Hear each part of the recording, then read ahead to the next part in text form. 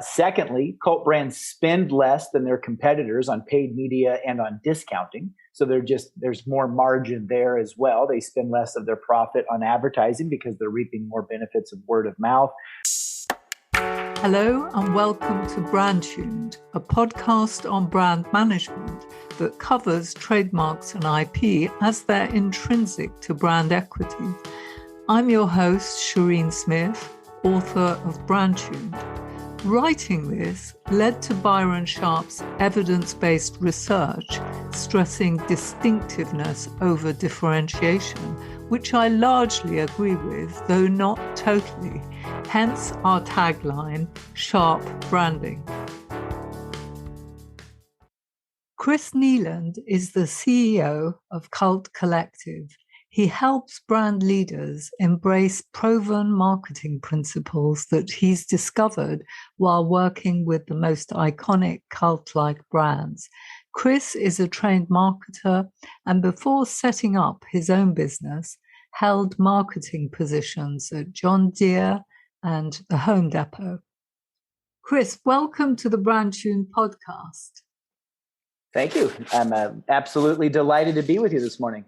Great. So what is a cult brand?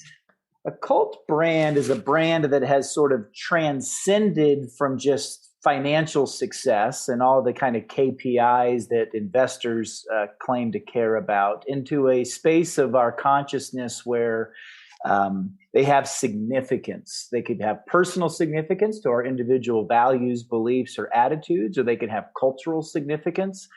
They can also have planetary significance in regards to the difference they make for things like climate change, as an example. So it's a business that exists in the hearts and minds of people that they have an irrational affinity and adoration for, and we measure it through a different type of device called brand attachment, which is different than just preference or awareness metrics, but it taps more into the emotional connection where people start to say that that brand represents a tribe or a group or a belief system that I subscribe to. Can any type of business become a cult brand, or does it depend on what you sell as to whether you can achieve cult status? I wish the answer was yes. I have to concede that there are hyper commoditized categories that no matter what we've seen people do, consumers just don't really give a damn. But I have a giant asterisk next to that because the bigger problem is not that brands have tried to achieve cult status and they failed because of their category. The bigger problem is that brands have opted out of pursuing cult brand status because they thought that they were ineligible when in reality they could have reaped those benefits. So we try to encourage everybody. Nothing bad happens by attempting to achieve it. And even if you fall short, you're still going to have a more successful and personally fulfilling journey than if you just settle for being what we call a mediocre brand. Talk me through what's involved for someone who wants to create a cult-like brand. What are the steps? Well, there's only one step that we can't help you with, and that step is desire. Do you actually want to do it? And unfortunately, even though the benefits we think are irresistible, there are many C-suites and investors that are really only interested in financial achievement, and they don't connect the dots as easily as I can in terms of the pursuit of cult brand principles resulting in above average monetary return. But there's just a lot of people who have a job. There's just a lot of people who start a company to fulfill some sort of transactional need. Not everybody's out to create legacy. Not everybody's out to create, to do something that is that maybe they have some other way in their life that they are achieving their intrinsic rewards and other elements of personal fulfillment. And so you really have to. We always stop and counsel with people. First and foremost, do you really want to do this, and why? And if you then have the desire, what we've been so pleased with over the past 10 years of our research is how easy the playbook is. And I say it's easy in the same way like losing weight is easy. Knowing how to lose weight is really easy. Just burn more calories than you consume. It doesn't mean that it doesn't mean it's simple. I think I got those backwards. It's simple to understand, but it's not easy to do. And so similarly, the cult brand ideology, if you will, is very simple to understand. It's in the application and in the courage that's required to take some leaps of faith and to stop doing some things that have received more notoriety, most often in the case of marketing in the form of advertising and markdowns. We're seeing an irresponsible increase in the investments spent on paid media and on discounting because there's this false belief that that's going to somehow result in sustainable profitability. But the playbook is, and we can dive into some of the principles. There's 8 specific activities that we have found within cult brands that their mediocre peers do not prioritize or excel at. And you can literally just take that checklist and go through your company and evaluate how successful are you in each of those 8 areas. Well, obviously, you need to run a profitable business. So having a cult-like brand has got to sort of make sense financially. Can you give me an example of how that could help a business to be a cult brand? Well, I mean, again, I would argue, think of some of the most profitable businesses on the planet. Apple comes to mind, Amazon comes to mind, Tesla comes to mind, all cult brands. The profit comes in 3 factors. First, cult brands typically charge premium price points. So there are cult brands that aren't premium. Southwest Airlines, Target come to mind. But most cult brands, and it could be, Starbucks, like a $6 cup of coffee. But most cult brands are the more expensive option in their category, and in that premium price point comes margin. Secondly, cult brands spend less than their competitors on paid media and on discounting. So there's more margin there as well. They spend less of their profit on advertising because they're reaping more benefits of word of mouth. They're spending a higher percentage of their goods and services are sold at full price, so they're not having to give away margin. And third, and it was a pleasant surprise for us because we didn't know going into this, that cult brands have above average productivity because those principles don't just result in external adoration, they result in internal engagement as well. And so their employees are more productive. Their employees are more likely to go above and beyond. Chobani is a great example of a cult brand who is probably the best example since Zappos of a business that was built on culture and on internal engagement. And if they could just get more for less. And so cult brands tend to always be the most profitable businesses in their space or category. So is cult effectively a different word for purpose-driven brand? No, because there's a lot of purpose-driven brands that aren't cult-like, but one of the 8 cult brand principles does tap into elements of sort of the Simon Sinek start with why. Simon did that on a TED Talk 8 years ago, but cult brands like John Deere or Harley Davidson have understood that for over a century. So yes, one of the 8 ingredients is talk more about what you stand for than what you sell, and start to represent and repurpose your storytelling and your brand ethos into something more noble. And Harley is such a great example of, they like to say they don't sell motorcycles, they sell freedom. And again, they did that decades ago before it kind of became vogue right now. So I think some people have cherry picked a few of the 8 cult brand principles, which is fine. Again, I think doing any of them is going to result in better efforts than the abuse of mass media or markdowns. But the secret is in the application of all 8. So say somebody's starting a new business. Would they be deciding that they want to stand for X, Y, Z, and what would they have to do to aspire to be a cult brand eventually? I mean, it just comes down to all of the choices the businesses need to make. I don't in any way. I mean, we name drop a lot of big brands like Tesla because people can understand what's going on over there, right? Like, Tesla's not spending any money on mass media or advertising. Their products are premium price points, and they're more valuable than all the other automotive companies combined. Like, that's unusual. So certainly we think their story is worth decoding or dissecting to try to understand, is that just Elon? And you get one of those, you had Walt Disney, and then you get Steve Jobs, and now you have Elon Musk. Every generation gets their own sort of visionary.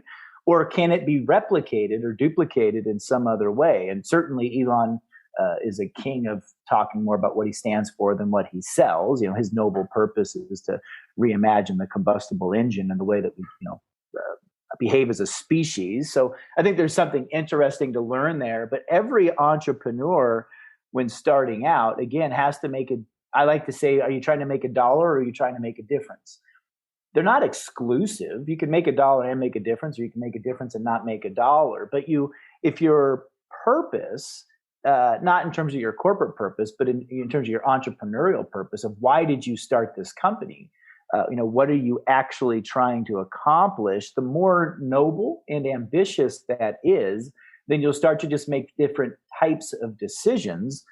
It could be short-term versus long-term investment. It could be transactional versus relational sorts of marketing communications. It could be pricing models, one-time for fee versus a subscription-based. So really all of the elements that go into deciding what's my company going to do, how are we going to do it, why we're going to do it, if through the lens of, well, what am I really building? And we like to say, if you're just trying to get customers, you're going to have a very different playbook than if you're trying to get cult-like followers. Because entrepreneurs that are customer acquisition centric spend, I would argue, disproportionately and even inappropriately on top of the funnel kind of acquisition-based activities and awareness-based activities versus businesses that are trying to make a difference or trying to earn cult-like status will spend disproportionately on lifetime value, retention, loyalty. So Harley-Davidson spends 85% of their annual marketing budget on post-purchase initiatives. That's fascinating to us because that's different. Most businesses spend 80 to 90% of their activities on pre-purchase activities. And I think I would look at Harley and say, yeah, I want what they have. Their customers tattoo their logo on their body. Their customers, congregate and advocate and refer in really interesting and desirable ways. Why don't we do that? Well, the answer is just do what they do. And those are the leaps of faith. But yeah, if I spend 80% of my money on post-purchase, how are we going to find out, who's going to buy this? Well, you have to take that leap of faith that the best people to tell your story are not you.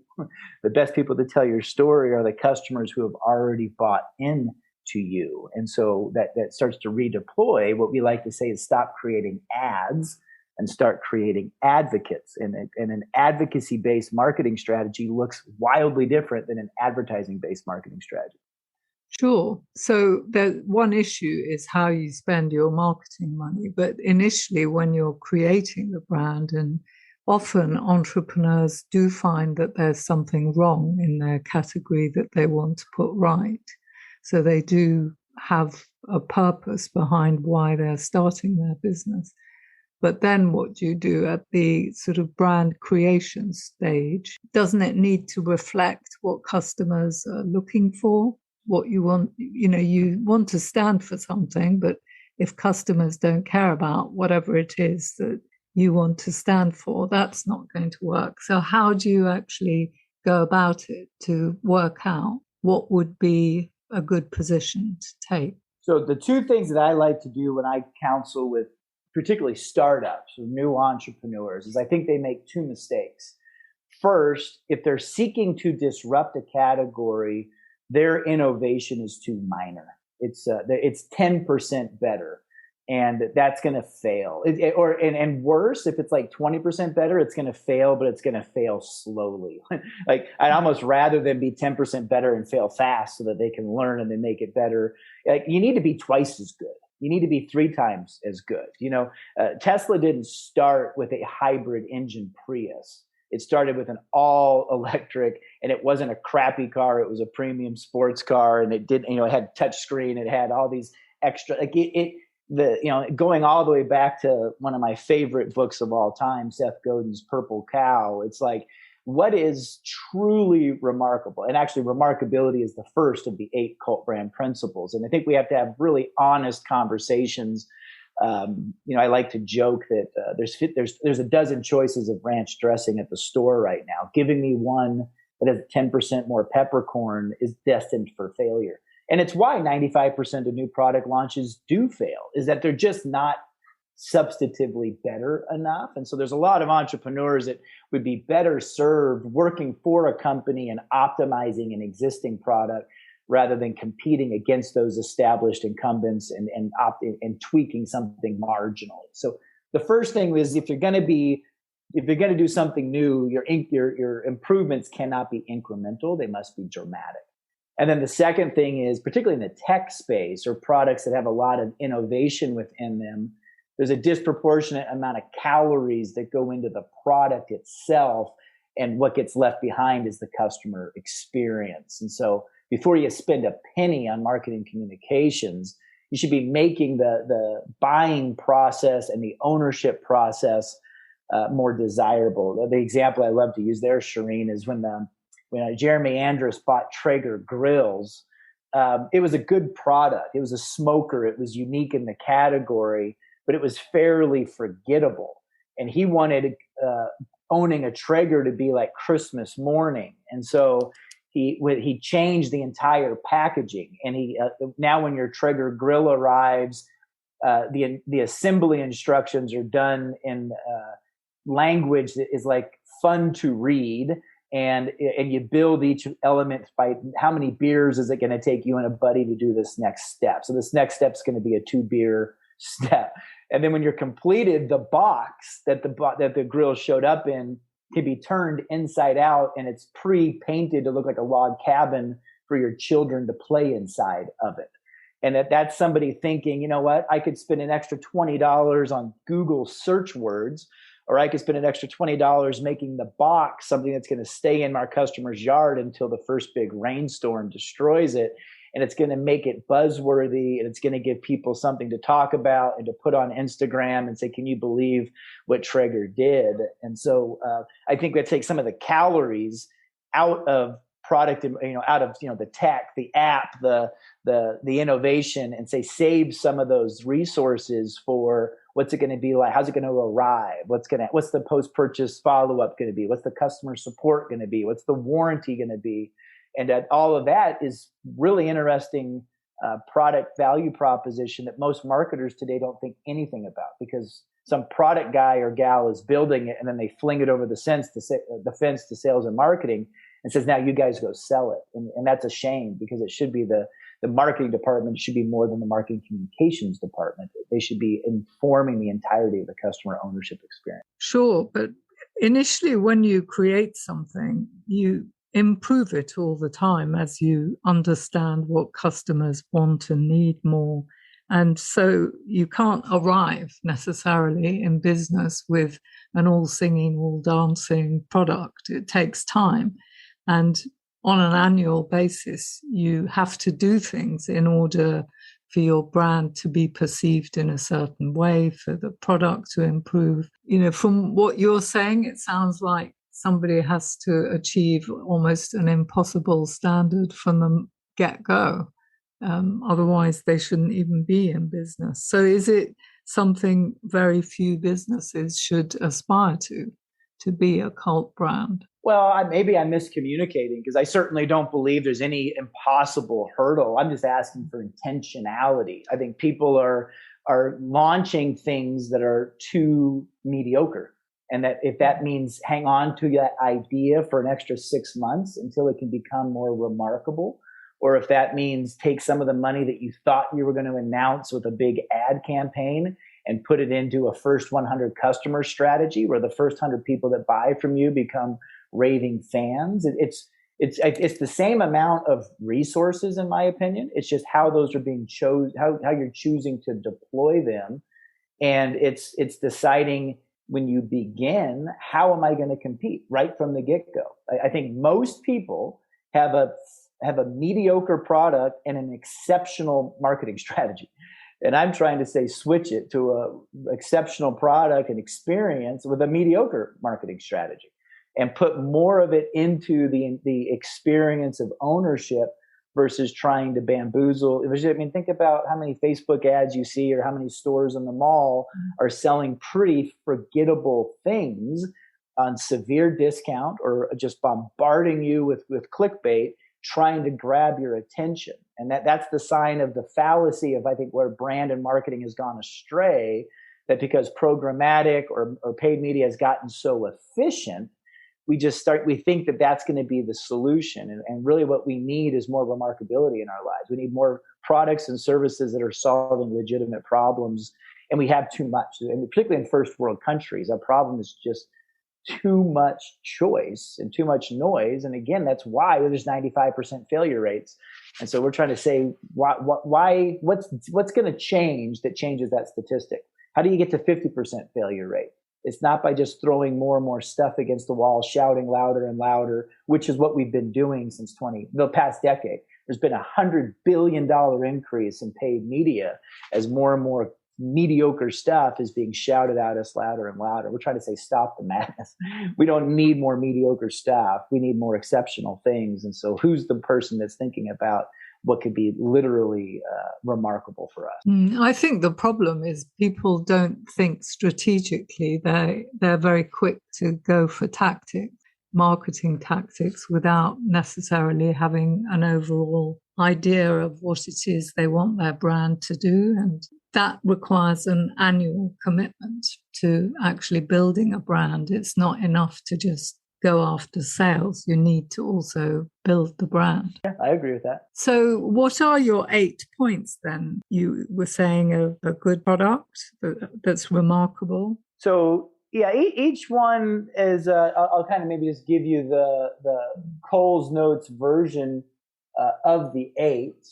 There's only one that's non-negotiable, and that deals with the remarkability. It's very difficult to find a cult brand that is blasé. And so, I don't care whether it's a pair of Levi's jeans or Lululemon, yoga pants or Converse sneakers. What I love about Converse in particular is typically remarkability falls into one of 3 buckets: the product, the service, or the experience. And the more honest you are about where your remarkability is and isn't, the more likely you are to create hyper degrees of relevance. So Converse, like the CEO of Converse admits there's nothing remarkable about his shoe. He admits that canvas top and that rubber sole is made in the same Vietnamese factory where his 2 biggest competitors' shoes are made, Vans and Skechers. Right. So in Converse's case, they're not trying to create product remarkability.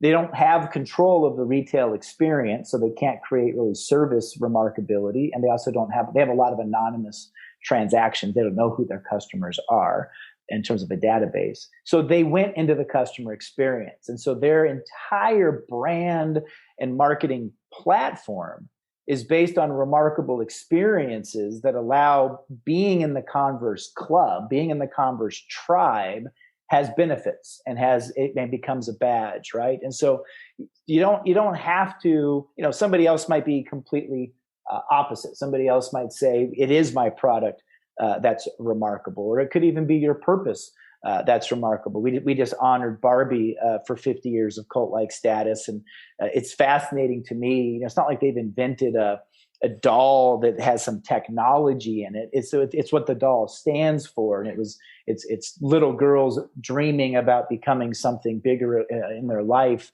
and besides just being a mom, which up until Barbie, all the dolls were babies. They weren't women, and Barbie changed the paradigm. So that's the first one, is really deciding what, and remarkable is a very intentional word. Remarkable is not synonymous with exceptional.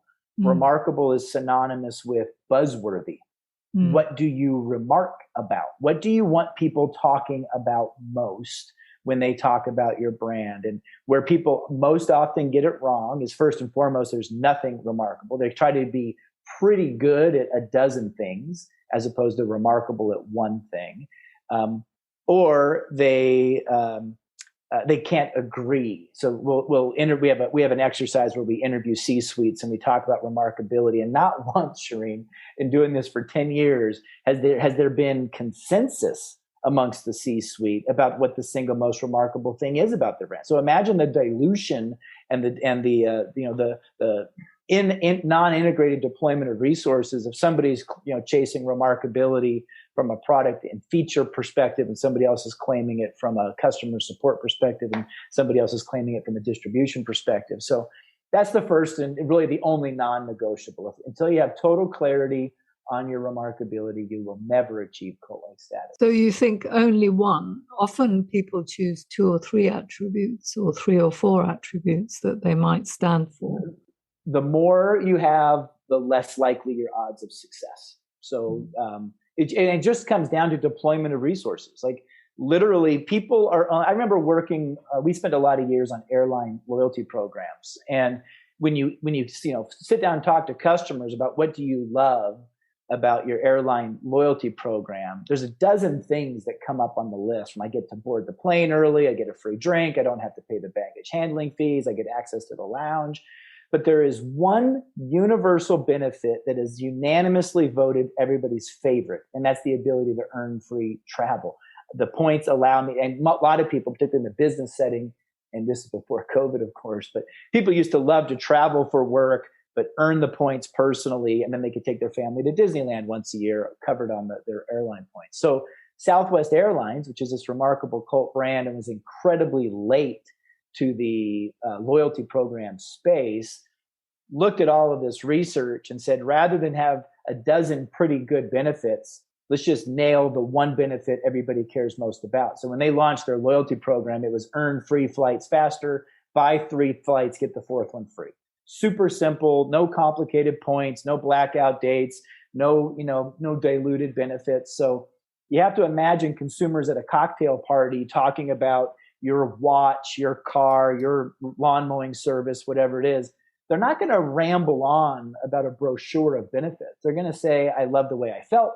I love the way it worked. I love what it cost. I love what happened afterwards. There's usually almost one predominant thing, and that's what we suggest leaning into. Be good at multiple things, but be remarkable at one. How about when a competitor copies that same thing and beats you at your own game? Yeah. Well, that's why that's why this is a strategic exercise, right? So my favorite example of what you just said is there was an entire quick serve restaurant, Quiznos, built off of a remarkability of toasted bread is better. Toasted is better. Mm-hmm. And some genius at Subway woke up one day and said, hey, we can buy toasters too. Let's start toasting our bread. And Quiznos has gone into near bankruptcy ever since. And so, if you're an automotive manufacturer, do not make your remarkable miles, gas mileage, because the minute you say 50 miles to the gallon, somebody's come out and says 51 miles to the gallon. And so you've got to pick a remarkability that's far more defensible than something that a competitor can easily copy. Mm-hmm. And then you have advantage. There are certain things like Yeti is one of my favorite cult brands right now, and their remarkability was not the durability of their $400 cooler. If that was going to be their remarkable, then every other cooler company could make an equally robust $450 or $350 cooler and beat them at their own game. So, and this, again, going back to that Simon Sinek thing, the cooler became what Yeti did, but their remarkable became more about how we understand and champion the needs of our particular customer segments, which for them started as outdoorsmen, but has now moved on to crazy things like rodeo and surfing and snowboarding and things like that. So they've chosen customer relevance and customer insight and customer relatability as their remarkable, not any one particular product feature. Are there any other points that would go into becoming a cult brand like? Yeah, lots of them. I mean, I'll tell you some of the more controversial, maybe not controversial, but I sometimes refer to them as the darker arts of cult branding. One of those is the creation of rite and ritual. So again, going back to legitimately like the origin of cults, mm-hmm. And how that manifested in organized religion, how those principles have manifested in fraternities, in clubs, associations, things like the Marine Corps, all these other highly effective organizations. They create their own symbols, their own lingo. I mean, I think Apple is such a master of that. You don't text, you iMessage. You don't video chat, you FaceTime. They have, if you can Google like the Apple glossary, they just invented an entire ecosystem of language that builds defenses from without, and it allows people to connect as being sort of part of the tribe from within. And so, that's a good point. Yeah. I remember even something as simple as, like, we were working with a mall operator, and I was really struggling. Like, is this maybe one of those exceptions where, malls are kind of a dying category? There's very little that's remarkable about them anymore. And they really took something as simple as the Christmas, annual pilgrimage to the mall to get a picture with Santa. And you kind of just started thinking, you kind of took it for granted. You're kind of like, well, yeah, isn't that just what everybody does? It's like, no, that's a marketing ploy. And we can be exceptional with that. And they kind of cherry picked the best practices from Disney, and the way that you can get a fast pass, the way that you can stay in line, the way that you can build in, anticipation and intrigue for kind of what that means. And can you create something far more memorable than just a functional wait for 45 minutes with anxious kids to sit on the lap that's going to cry and do the Santa thing? And so, they spent a disproportionate amount of energy making that something so exceptional that now Canadians will flock to those particular properties in the busiest shopping season of the year, specifically for that experience, which then has obviously huge halo effects for the retailers that are in that mall. So I think that there's lots of opportunity to reimagine what those rites and rituals could be. And it could be a mnemonic device. There's people doing interesting things with sound, particularly on apps and video games and tech spaces, to maybe pilgrimage. Saturn, which I think is always one of the greatest cult brands of all time. They didn't just they built a pretty average car, but being a Saturn owner was so remarkable that people actually went back to the factory every year for their car's birthday. It was so irrational. Again, it begs the question, what was going on there? And is there something for us to learn from that? So that would be one. And then maybe the last one I'll share with you just in time is by far the most controversial one, but it's called picking a fight.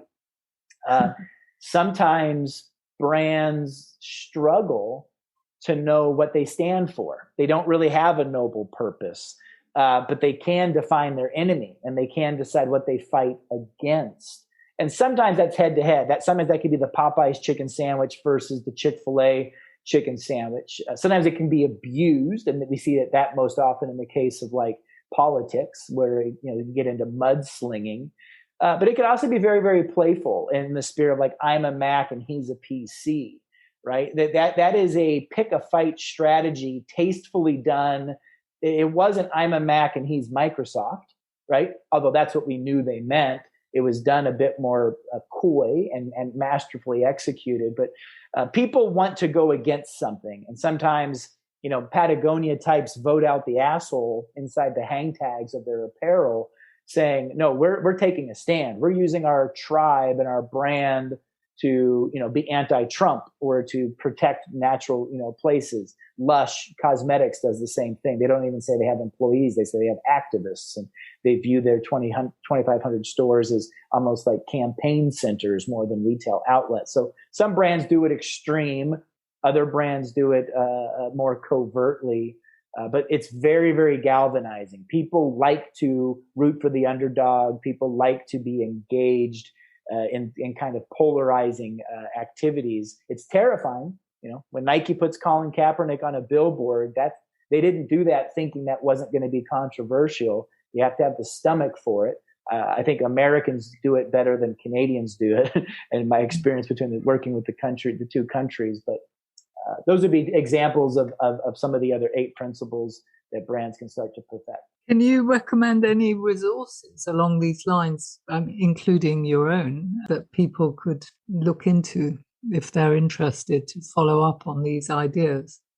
Yeah, well, so a couple of things that we've been a part of, and then I'll share one that I'm so impressed with outside of us. So you can go to cultideas.com. There are dozens and dozens of examples of brands that are doing it masterfully, and a bit of a sneak peek into the decisions that they're making and the courageous choices that they're doing. And so that's all free content.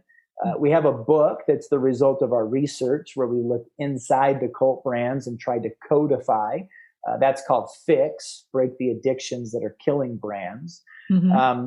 There's an annual event every year called The Gathering. You can go to cultgathering.com, where 1,500 people descend upon this 200-year-old castle in Banff, Canada every winter to learn from the most cult-like brands on the planet. So that's where like UFC or the Dallas Cowboys or Porsche or Lululemon will come and tell their stories, because people need professional role models. They need to have the confidence that they're not doing scary things on their own. So every year there's 40 or 50 brands that sort of say, use me as your example.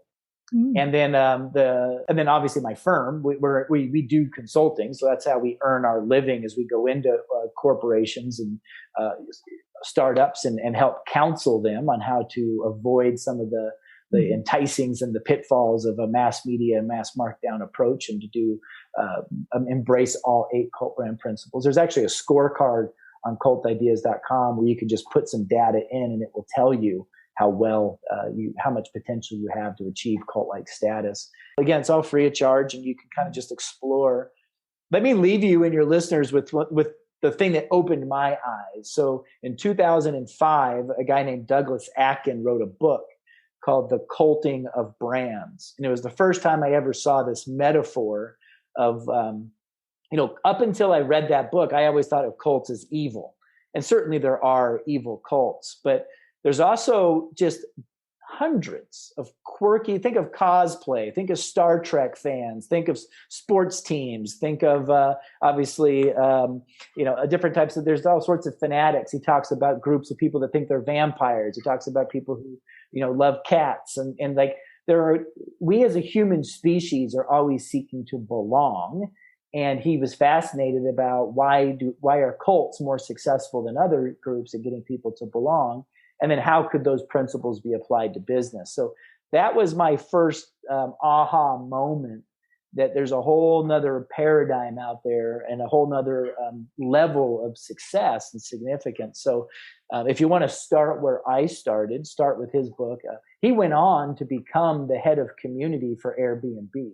So Airbnb's founders read that book, said, I wonder if we could use that to more quickly accelerate our growth as a quirky, scary, inviting strangers into our homes. That was such an unusual concept. They knew that they couldn't just rely on traditional storytelling and advertising. So Douglas has gone on to make a fortune being sort of the one of the original executives that made Airbnb the success that it is today. Oh, right. I've got that book on my bookshelf. I must read it properly. Yeah, it's really fascinating. Great. Okay. Well, thank you very much indeed, Chris. That was very interesting. Well, I enjoyed the conversation. Thank you, Shreen. Bye. That's it for this week. Do subscribe to the Brand Tuned newsletter to get weekly updates. I'd also love to get your feedback. Just send me an email to info@brandtune.com.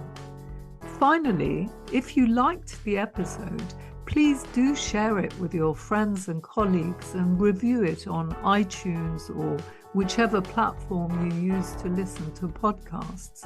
If you leave us a 5-star review, it means more people will listen and we can spread the word much more quickly about the podcast. Thank you, and bye for now.